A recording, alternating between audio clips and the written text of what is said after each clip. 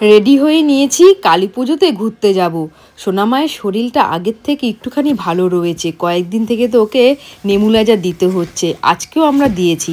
তো দেখো এখন আমি এই বান্ধবীদের সাথে ঘুরতে যাচ্ছি একটু চাঁদপাড়ায়। চাঁদপাড়াতে খুব ভালো ভালো পুজো হয়, আর এই প্যান্ডেলটা অনেক সুন্দর হয়েছে। আর লাইনটা দেখো কত বড়, ভেবেছিলাম দেখবো, এত বড় লাইন দেখে দেখার ইচ্ছাটাই চলে গেছে।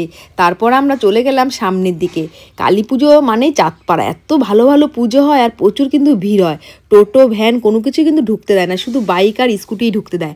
এই প্যান্ডেলটা দেখো কত সুন্দর, কিন্তু প্রচুর ভিড়। এই প্যান্ডেলটা আমরা দেখিনি, ফেরার পথে দেখব। এখন আমরা চলে যাচ্ছি সামনের দিকে, ওখানেও একটা খুব সুন্দর পুজো হয়েছে। বলতে বলতে আমরা কিন্তু পৌঁছে গেছি। আর দেখো এখানে আমরা সবাই রয়েছি। একটা প্যান্ডেল দেখতে আমাদের অনেকটা টাইম লেগে গেছে, কারণ সবাই মিলে সেলফি তোলা, ভিডিও করা, কথা সব কিছু করতে করতে আমাদের একটা প্যান্ডেল দেখতে প্রায় আধা ঘন্টা উপর লেগে গেছে। আর দেখো কত সুন্দর প্রতিমাটা করেছে, খুব সুন্দর লেগেছে আমার এই প্যান্ডেলটা। আর কারুকার্যটা কত সুন্দর। এই প্যান্ডেলটা দেখে আমরা আবার সামনের দিকে যাচ্ছি। এই প্যান্ডেলটা দেখো কত সুন্দর গিটারের করা, এত সুন্দর লেগেছে, সামনের থেকে না দেখলে তোমরা বুঝতেই পারবে না। তো আমরা এই প্যান্ডেলের ভেতরে যাব বলে রাস্তা পার করে যাচ্ছিলাম, কারণ এটা পুরো যশোর রোডের সামনেই কিন্তু। আর এসে দেখি এখানে পুতুল নাচ হচ্ছে। খানিকক্ষণ দাঁড়িয়ে আমরা সবাই মিলে আগে একটুখানি পুতুল নাচ দেখে নিলাম, তারপর আমরা প্যান্ডেলের ভিতরে প্রবেশ করলাম। এখানে দেখো সব গায়কের ছবি দেওয়া রয়েছে, জুবিন গার্গ রয়েছে, কিশোর কুমার রয়েছে। আর প্যান্ডেলটা দেখো কত সুন্দর, প্রতিমাটা কিন্তু খুব সুন্দর হয়েছে। তারপর আমরা চলে গেলাম ভূতের জায়গায়। ভেবেছিলাম এটা পরে দেখবো, তো ভাবলাম না আগে ভূতটা দেখে নিই, কি ভয় লাগছিল। আর দেখো সব ভূতগুলো হি হা হা হা করছিল। তোমরা যদি এই প্যান্ডেলটাকেও দেখে থাকো একদম সত্যি ভয় পেয়ে যাবে। আর খুব সুন্দর হয়েছে এদের অভিনয়গুলো।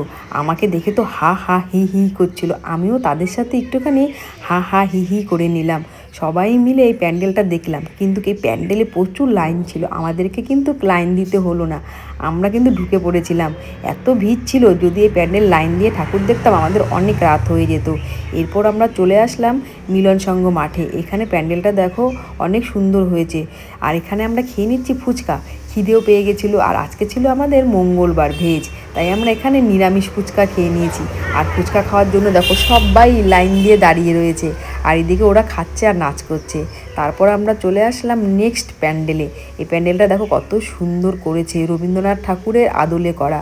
এই প্যান্ডেলটা ভেতরে গিয়ে দেখি রবীন্দ্রনাথ ঠাকুরের সব কিছু কবিতাগুলো রয়েছে, কাবলিওয়ালা, দেখতেই পাচ্ছ কত সুন্দর করেছে। তারপর আমরা চলে আসলাম আরেকটা বড় ঠাকুর দেখব বলে। এই ঠাকুরটা সব থেকে সুন্দর হয়েছে, দেখো প্যান্ডেলটা শুধু দেখো কত সুন্দর, আর প্রতিমাটাও দেখো কত সুন্দর হয়েছে। এই পুজোটা একটা বড় মাঠের মধ্যে হয়, আর এই মাঠে কিন্তু বিরাট বড় মেলাও বসে। এখানে দেখো আমরা সবাই মিলে একটুখানি ভিডিও করে নিলাম। ভিড়টা একটু কম পেয়েছি, যেহেতু একটু ফাঁকা ফাঁকা পেলাম, তাই ভাবলাম সবাই মিলে একটুখানি ভিডিও করে নিই। তারপর চলে আসলাম মেলার মাঠের কাছে। এখানে দেখি প্রোগ্রামও হচ্ছিল, কত সুন্দর প্রোগ্রামটা, আমরা কিন্তু দাঁড়িয়ে দাঁড়িয়ে দেখছিলাম। আর এখানে দেখো কত বড় মেলা বসেছে, সবাই মিলে কিন্তু মেলাতেও ঘুরে নিলাম।